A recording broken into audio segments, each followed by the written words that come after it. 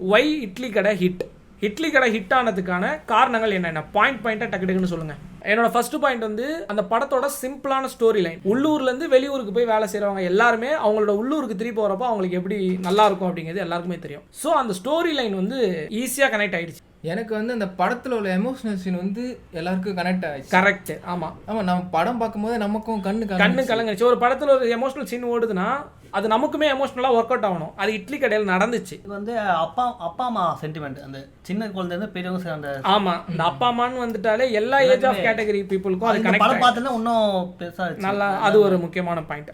சாங்கோட பிளேஸ்மெண்ட் சும்மா வைக்கணுமே அப்படி இல்லாம கதைக்கு போற போக்குல வச்ச மாதிரி இருந்துச்சு. அந்த கோவில்ல ஒரு சாங் வந்திருக்கும் என்ஜாமி தந்தானே, அது மட்டும் கமர்ஷியலா ஆட் பண்ணியிருந்தாங்களே தவிர்த்து அதுவுமே ரசிக்கும்படியா இருந்துச்சு. மற்ற சாங் எல்லாமே கரெக்டா வந்து கதைக்கு பொருந்துனுச்சு. இதுல வந்து அந்த ஸ்பிரிட் ராஜ்கிரனோட ஸ்பிரிட் வந்து பேசுற மாதிரி வரது மாதிரி அது ரொம்ப ஓவரா போகாம நம்மளுக்கு கரெக்டா இருந்துச்சு. ஆமா கரெக்ட். ரொம்ப ஓவரா போயிருந்த அந்த மூட நம்பிக்கை மாதிரி சொல்லி அந்த மாதிரி நம்மளுக்கு அந்த மாதிரி தெரியல. ஆமா வில்லேஜ் சைட்ல தான் அப்படிதான் இருக்கும். அது ஆக்சுவலா அது ரொம்ப பெர்ஃபெக்ட்டா காமிச்சிருந்தாங்க. யுவராஜ் சொன்ன மாதிரி ரொம்ப அதிகமாவும் இல்லாம கம்மியாவும் கரெக்டான லெவல்ல சூப்பரா காமிச்சிருந்தாங்க. என்ன போதும் பையன் வளர்ப்பு ஒரு நல்ல அப்பா எப்படி வந்துருப்பாரோ அப்படி சொல்லிருப்பாங்கல்ல. ஆமா ரெண்டு தனுஷ் கேரக்டருக்கும் அருண் விஜய் அவங்க ரெண்டு பேருக்குமான அந்த இது காமிச்சிருப்பாங்க. அதுவுமே கரெக்டா இருந்துச்சு.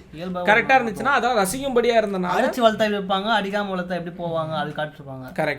இந்த படம் வந்து ரொம்ப நேச்சுரலாவும் எடுக்காம ரொம்ப கமர்ஷியலாவும் எடுக்காம ரெண்டுத்தையும் மிக்ஸ் பண்ணி எடுத்தது இந்த படம் வந்து எல்லா ஜெனரல் ஆஃப் எல்லா ஆடியன்ஸுக்குமே அது இதுவா இருந்துச்சு.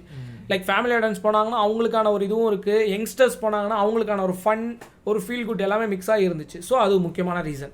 இந்த படத்தில் வந்து மனுஷ வாழ்க்கையோட முடியாமல் அனிமல்ஸ் அந்த கண்ணுக்குட்டி சீன் அந்த ஆடு மாடு கரெக்ட் அதில் எல்லாமே சேர்ந்தது தான் வாழ்க்கை அப்படிங்கிறதையும் அந்த படத்தில் அந்த கண்ணுக்குட்டி சீக்வன்ஸ் வச்சு நல்லா காமிச்சிருந்தாங்க.